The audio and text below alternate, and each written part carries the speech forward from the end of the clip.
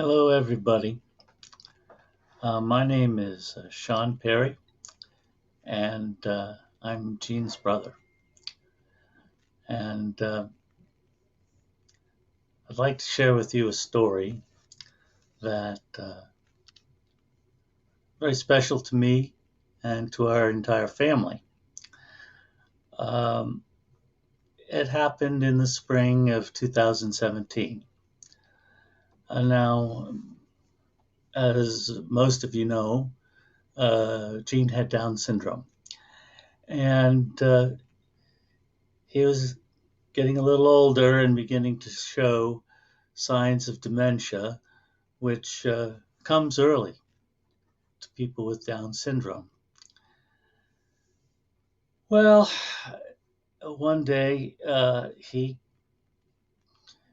uh, tried to eat one of those small detergent pods that can look like candy.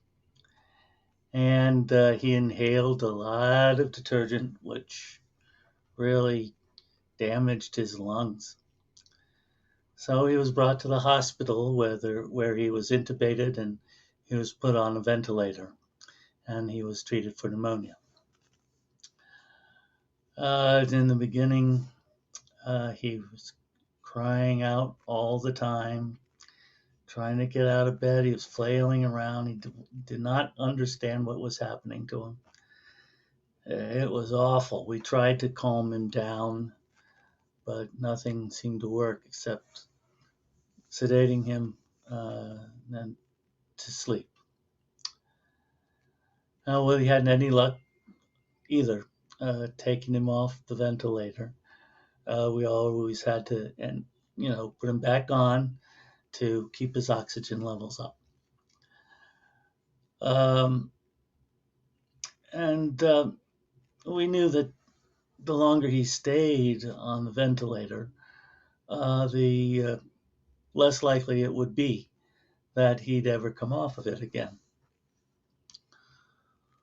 Well, after 2 weeks of this, the doctor said it was time for us to make some important, serious decisions. So my four sisters and I decided to review our options, and none of them were good.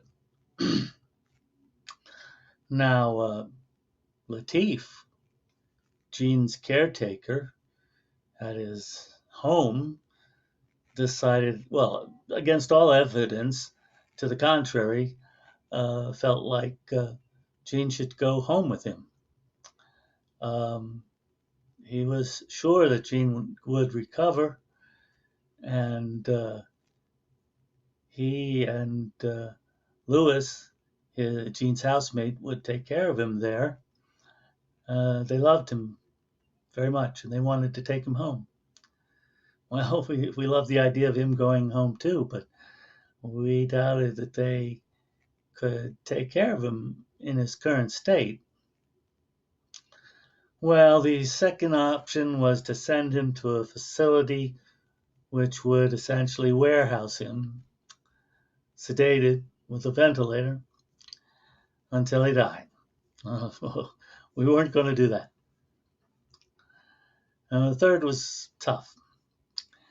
It, it was to remove the ventilator and let Gene go comfortably and naturally. We, of course, prayed that he would uh, continue breathing and recover, but we knew that that was unlikely after 2 weeks on the ventilator. So we prayed, and our friends and our family prayed, and Gene was given the sacrament of the sick, which is also called extreme unction or the last rites. Used to be called that. He had received that several times. Well, our pastors were consulted, and my pastor very kindly told me that it was all right to let Gene die naturally. And so the time we all dreaded finally came And my brother-in-law came in from the Middle East where he was serving with the armed forces. And my sister Betty rushed here from Minneapolis uh, to be with us. And so the entire family gathered around Gene's bed as his life support was removed. Well, we all approached him one by one and very tearfully said our goodbyes. And then we waited in solemn silence. Well, Gene slowly came to, and Katie, Gene's most devoted sister, gently asked, "How are you feeling, Gene?" Gene perked right up and said, "I feel great." And his response was confusing. It was perplexing. Um, we weren't sure that we could trust what we were actually seeing with our own eyes. Well, Gene looked around and said, "Everybody's here." Then he noticed that my wife Becky wasn't there, and he says, "Where's Becky?" Huh. Well, I ran out and got her and uh, said, things don't seem to be working out the way we expected. Well, we all sat around chatting with Gene, who was clearly delighted to be the center of everyone's attention. And after a couple of hours of this, I made the executive decision that we should all take shifts to go downstairs and have dinner. Because, as I said, this kid just ain't going to die.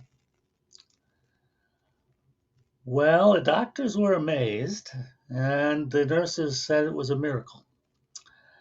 And Latif took Gene home just as he said he would, and Gene remained with us for several years after that.